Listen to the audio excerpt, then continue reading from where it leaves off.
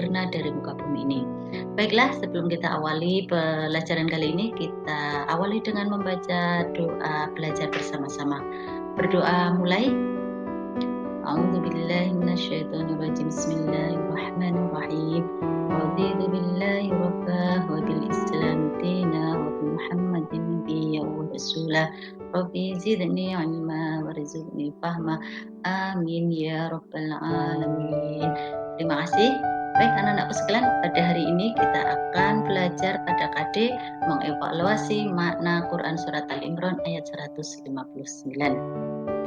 Adapun setelah kalian belajar pada KD ini, diharapkan kalian yang pertama dapat menganalisis Quran Surat Al-Imran ayat 159. Yang kedua, kalian dapat mengevaluasi Quran Surat Al-Imran ayat 159. Baiklah, sebelum ini kita bahas bersama-sama, mari kita membaca Quran Surat Al-Imran ayat 159. A'udzu billahi minasyaitonir rajim. Fabima rahmatin minallahi linta lahum walau kunta faddan ghalidhal qalbi lanfaddu min hawlik fa'fu anhum wastaghfir lahum wasyawirhum fil amr fa idza azamta fatawakkal 'ala Allah innallaha yuhibbul mutawakkilin. Artinya, maka disebabkan rahmat Allah lah kamu berlaku lemah lembut terhadap mereka. Sekiranya kamu bersikap keras, lagi berhati kasar, tentulah mereka menjauhkan diri dari sekelilingmu.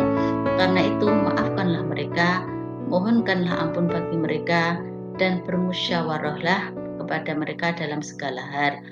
Fa'idha azamta, dan apabila kamu telah bertekad bulat, fatawakkal Allah, hendaklah kalian bertawakal kepada Allah. Sesungguhnya Allah menyukai orang-orang yang bertawakal. Ayat ini dan artinya sudah kita pelajari pada pertemuan sebelumnya, sudah kita bahas tajwidnya, kita bahas arti perkataannya. Insya Allah kalian semua masih ingat dan sudah paham ya. Baik, sekarang kita pelajari asbabun nuzul, sebab turunnya Al-Quran Surat Al-Imran ayat 159. Sebab-sebab turunnya ayat 159 Surat Al-Imran ini kepada Nabi Muhammad SAW sebagaimana diriwayatkan oleh Ibnu Abbas radhiyallahu anhu.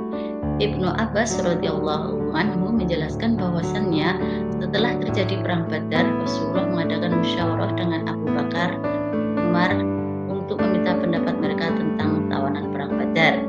Abu Bakar berpendapat bahwa sebaiknya dikembalikan kepada keluarga mereka dan keluarga mereka membayar tebusan. Namun Umar bin Khattab, kalian tahu ya Umar itu sifatnya seperti apa, berpendapat lain.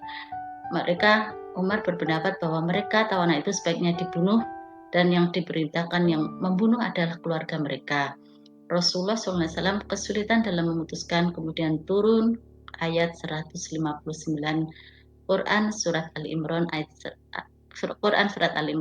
ayat 159 ini sebagai dukungan atas pendapat Abu Bakar radhiyallahu anhu. Sumber Departemen Agama Al-Quran Tafsir Berkata halaman 72. Tafsir Quran Surat Al-Imran ayat 159. Kalau tadi asbabun nuzulnya ya, sekarang tafsirnya. Ayat di atas menjelaskan bahwa meskipun dalam keadaan genting, seperti terjadi pelanggaran yang dilakukan oleh sebagian kaum muslimin dalam perang Uhud, sehingga menyebabkan kaum muslimin menderita kekalahan, tetapi Rasulullah SAW tetap lemah lembut dan tidak marah terhadap para pelanggar, bahkan memaafkan dan memohon ampun untuk mereka. Seandainya Rasulullah bersikap keras, tentu mereka akan menaruh benci kepada beliau. Dalam pergaulan sehari-hari, beliau juga senantiasa memberi maaf terhadap orang yang berbuat salah, serta memohonkan ampun kepada Allah terhadap kesalahan-kesalahan mereka. Di samping itu, Rasulullah SAW juga senantiasa bermusyawarah dengan para sahabatnya tentang hal-hal yang penting, terutama dalam masalah peperangan. Oleh karena itu, kaum muslimin patuh terhadap keputusan yang diperoleh tersebut karena merupakan keputusan mereka bersama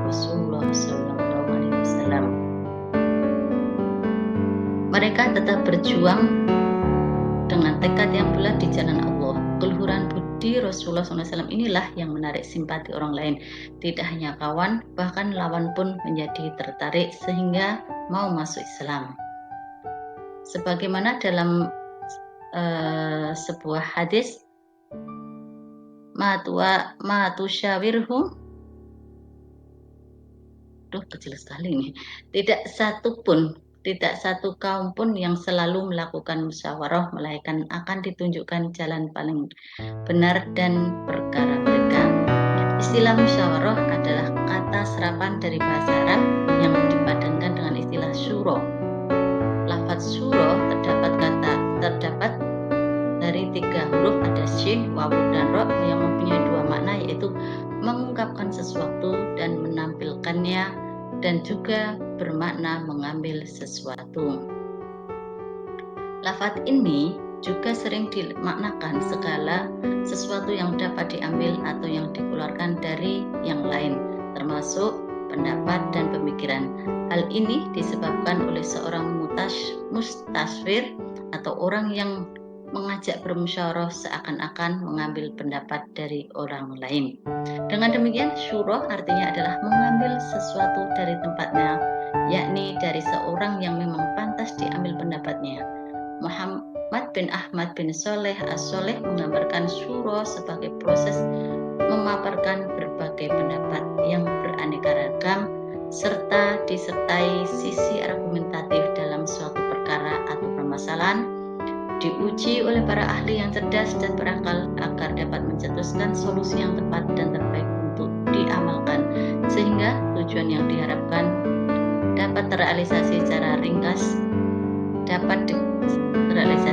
Secara ringkas dapat dikatakan bahwa syuro adalah mencari keputusan yang terbaik dari beberapa pendapat yang ada.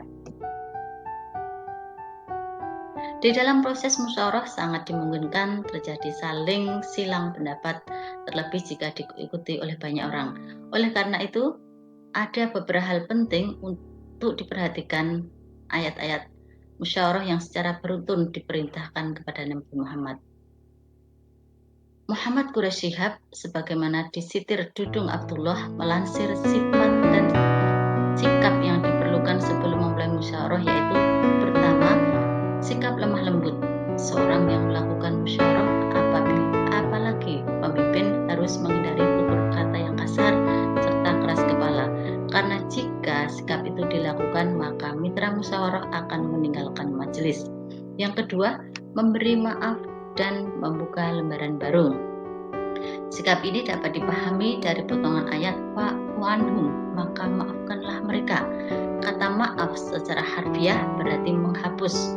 Memaafkan berarti menghapus bekas luka di hati akibat perlakuan pihak lain yang dinilai tidak wajar. Ini perlu karena kejernihan hati dan kecerahan pikiran sangat diperlukan ketika bermusyawarah. Di sisi lain, peserta musyawarah mempersiapkan mental yang selalu siap memberi maaf, karena mungkin saja ketika bermusyawarah terjadi perbedaan pendapat atau bahkan keluar perkataan yang menyinggung perasaan pihak lain. Ketiga, hubungan baik dengan Tuhan. Seorang yang melakukan musyawarah hendaklah menyadari bahwa kemampuan akal dan ketajaman analisis belum cukup untuk mendapatkan hasil yang optimal, sebab masih ada sesuatu yang dijangkau oleh kemampuan akal. Jika demikian, untuk mencapai hasil yang terbaik ketika musyawarah, hubungan peserta musyawarah dengan Allah harus harmonis, antara lain permohonan ampun ilahi, minta petunjuk, dan bertawakal kepadanya.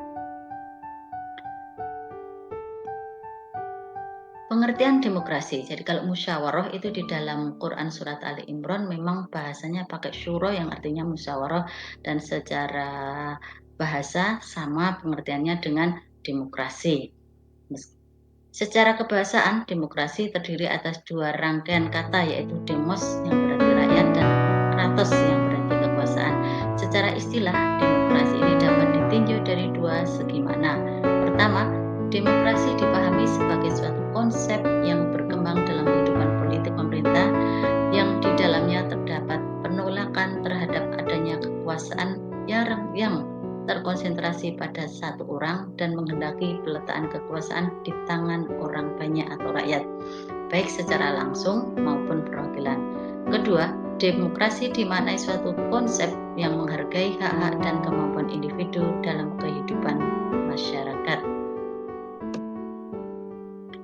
Demokrasi menjangkau ruang lingkup yang luas. Demokrasi menyoal nilai-nilai egaliter, penghormatan terhadap potensi individu, penolakan terhadap kekuasaan tiran, dan memberi kesempatan kepada semua pihak untuk berpartisipasi dalam mengurus pemerintah. Secara tegas, demokrasi bermain pada wilayah politik. Pandangan ulama Islam tentang demokrasi. Dalam pandangan ulama Islam ada dua pendapat tentang demokrasi, ada yang menolak dan ada yang menerima. Kita sebagai umat Islam bisa mengambil mana yang terbaik yang sesuai dengan kehidupan kita berbangsa dan bernegara. Pendapat para ulama ini tidak selamanya mutlak harus kita ikuti, kita ambil mana yang terbaik. Di sini ada pendapat Abu A'la al-Maududi.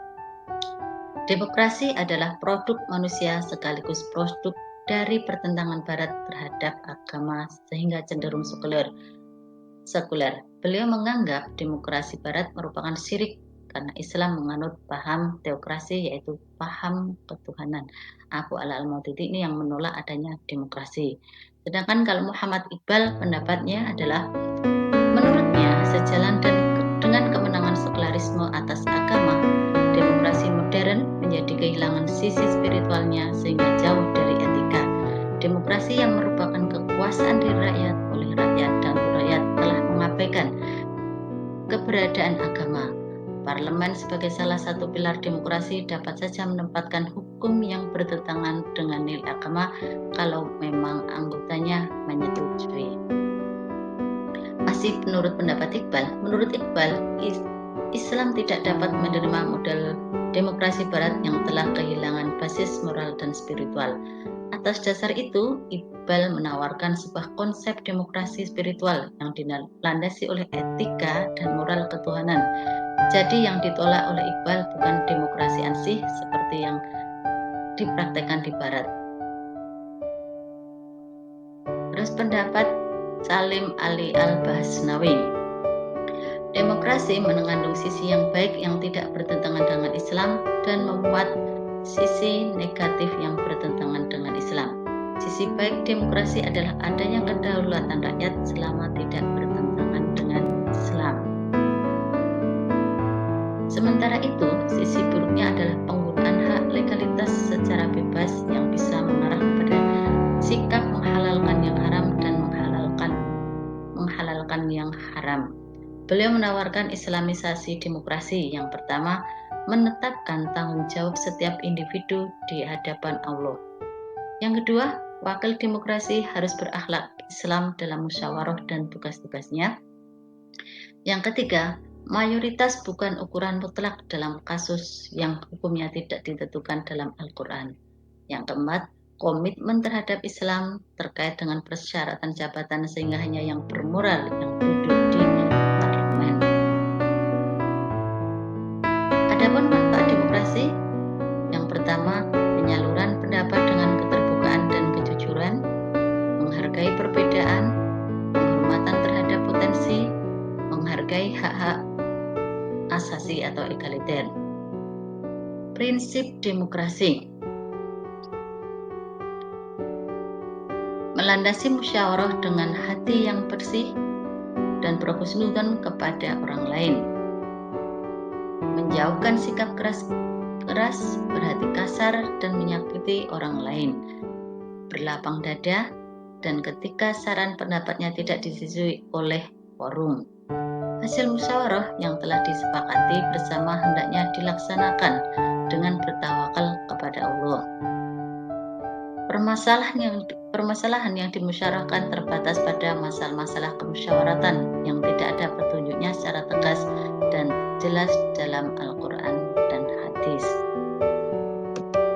Nah, demikian tadi penjelasan tentang demokrasi atau musyawarah menurut Quran surat Ali Imran ayat 159.